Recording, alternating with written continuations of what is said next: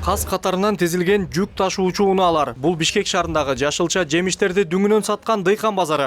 Мында аймактардан келген дыйкандар жайы бою өстүргөн жер жемишин сатуу менен алек. Багбандардын айтымында баалар арзан болгону аз келгенсип, соода дагы солгун. Сепкенден баштап тергенден, сорттогондон кайра салган, жүктөгөнү кыскасы аарчып оозго жеткенге чейин 10 жол кармайт да бир картошканы. Бирок ошол актап атабы, мына ошол үрөндүн баасы эң арзан үрөн 25 сомдон 1 килограммы. Ал эми сатканда мына биз айылда азыр 4 сом 5 сомдон сата албай жатабыз. Бул биринчи. Экинчи, ага кеткен чыгымдары, оттогону, түптөгөнү, дарылары, могу каларовский жук дегени бар. Кыскасы анын баарын айтып отурганда бизге деген уже бул актабай калды да. Эми бу дыйкандарды дагы канча алып барып кыйнайт. Быйыл картошка аябай арзан. Жумушчулардын жумуш күчү кымбат. Затратыбыз дыйкандардын затраты акталбай калды да, аябай кыйналып атабыз быйыл дыйкандар. Мейнет акталбай атат. Мына мен быйыл биз 90 сомдон үрөн алып кеткен. Былтыр ошолор 50 сомдон кеткен, быйыл 20 сомдон да сата албай атат. Элитный үрөндөрдү мына.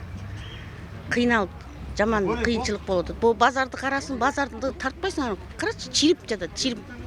Ушунда да базар болобу? Кыйналып бүттүк. Быйыл жаз жаанчыл болгондуктан түшүм мол болгон. Бирок мөмө жемиштердин баасы болуп көрбөгөндөй арзан. Дыйкандардын айтымында өкмөт Кыргызстан жаз алды менен бажы биримдигине кирсе, сырткы базарлар ачылып, дыйкан фермерлерге өндүргөн товарларын сатуу мүмкүнчүлүгү кеңейерин убада кылган. Бирок өлкө экономикалык альянска кирген менен дыйкандардын үмүтү акталган жок. Россия ачылат деп дыйкандын баардыгы эгин тигинди эгип алган, Россияга деле тарткан жок. Жылда бул малда 18 сом, 20 сом болуп келет. А бүгүн канча болду? Быйыл 9 сом, 8 сом. Эң мына тазалаганыбыз 10 сомдон. Буну да Кеткен жыгым акталбайбы? жок. Акталбайт. Акталган жок. Быйыл дыйкандар эч кандай прибыл болгон жок, назат болду. Ошол расход деле чыкпай эле азыр отурабыз, соода деле жок. Сата албай. Мисалы канча гектар айдадыңар эле, канча чыгым болду, канчасын айга кайтардыңар? 10 гектар айдагам мен. 400 миң чыгым болгон. 100 миңдей чыгардым.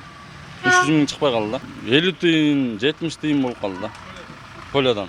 Биякта 1 сом 50 тыйын 2 сом болот.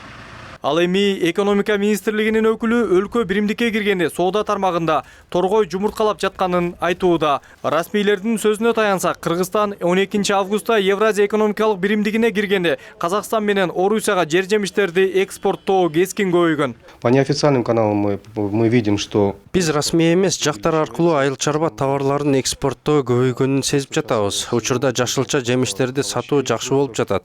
Азыр нормага ылайык дыйкандар товарларын кошуна өлкөлөргө сатууда мурдагыдай кыйынчылыктарга туш болбойт. Болгону чек арадан өтүүдө атайын кагазды толтуруп кете беришет.